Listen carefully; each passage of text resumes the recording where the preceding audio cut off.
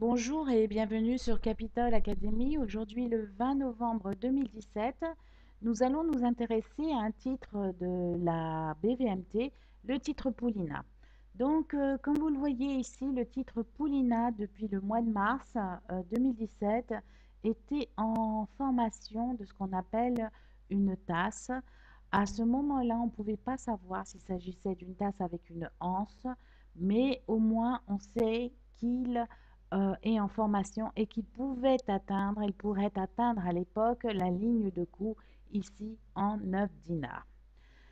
Alors, si on regarde l'évolution du titre maintenant en juillet 2017, vous voyez qu'il a atteint ce qu'on appelle la ligne de coût qui est représentée ici par les deux lignes bleues qui a formé ce qu'on appelle une résistance. Donc, il y a un pullback ici qui va retester pour retester la ligne de coût.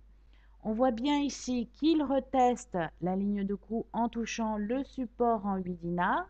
Donc, afin de casser la ligne de coût, il a besoin d'un petit peu d'élan, le titre. Il revient, il reprend ses forces et pour casser ce qu'on appelle la ligne de coût entre 8 dinars 5, 8 dinars 800. Nous sommes maintenant au mois d'octobre 2017. Je répète, ce graphe est en hebdomadaire, donc c'est une vue à moyen long terme. Et on peut voir ici vraiment la formation de la tasse. On pouvait se demander si à ce niveau-là, elle allait former une anse, mais non, il a rebondi juste au niveau du support. Pour former une anse, il aurait dû atteindre la valeur des 7 dinars ici pour pouvoir casser à la hausse. Quoi qu'il en soit, que ce soit une tasse avec anse ou une tasse, l'objectif est déterminé en mesurant la profondeur de la tasse et en la reportant au niveau de la ligne de coût, ce qui nous donne une valeur de vers les 12 dinars ici à vue d'œil.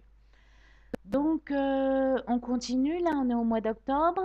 Mois de novembre, vous voyez, ici, on commence à casser cette fameuse ligne de coût avec une autre bougie qui apparaît.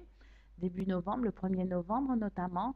Et nous sommes aujourd'hui, le 13 novembre, il a réussi à casser la ligne de coût. Donc, nous pouvons déterminer l'objectif tout en tenant compte des différentes résistances que l'on va trouver au fur et à mesure. Et comme on pouvait le voir, cette semaine, là, c'est le 15 novembre, il a touché une résistance en 10 dinars, vous voyez représenté en rouge. Et aujourd'hui, cette semaine, vous voyez, il n'a pas réussi à casser la résistance.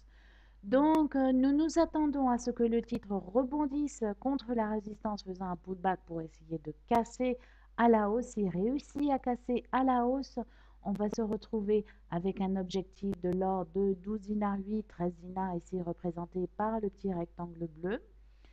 Au contraire, s'il ne réussit pas à casser les fameuses résistances, il va pouvoir faire dans ce cas-là ce qu'on appelle un trading range entre les valeurs de la ligne de coût ici, qui va former un support en 8 dinars 8 et la valeur des 10 dinars, c'est-à-dire avec un écart dinar 3, il va pouvoir bouger ici entre la ligne de coût et la résistance qui vont former ce qu'on appelle un trading range. Donc maintenant, on s'attend à ce que le titre soit casse à la hausse, soit rebondisse et poursuive un trading range pendant, je ne sais pas, plusieurs semaines, à suivre très attentivement car c'est un titre très intéressant. Donc, si vous avez besoin d'informations ou vous voulez poser des questions à propos de cette analyse, n'hésitez pas à me contacter sur info@capital-academy.com ou encore contactez-moi sur la page Facebook. Je vous remercie de votre attention et vous souhaite un excellent trading.